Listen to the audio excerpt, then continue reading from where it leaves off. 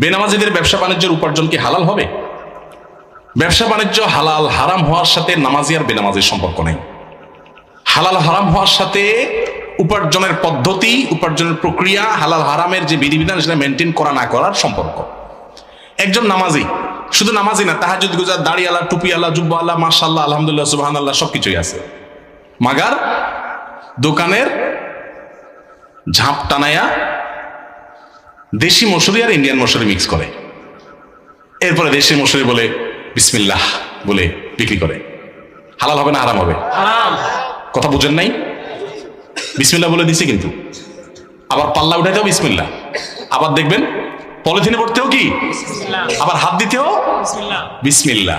আসলে নাউজুবিল্লাহ, আসলে কি নাউজুবিল্লাহ। তাহলে হালাল হারাম হওয়ার সাথে সম্পর্ক হলো পদ্ধতির উপর। আপনি নামাজি না বেনামাজি সেটা আরেক জিনিস। বেনামাজি হয়েছেন, কবিরা গুনাহে লিপ্ত হয়েছেন, জাহান্নামে যেতে পারেন, ঈমান চলে যেতে পারে, সেটা আরেক জিনিস। বাট উপার্জনের হালাল হারাম হওয়া নির্ভর করে আপনার সততার উপরে। আপনি সততার সাথে করেছেন হালাল, অসততার সাথে করেছেন, যত বড় নামাজি হন হারাম। কথা কি ক্লিয়ার?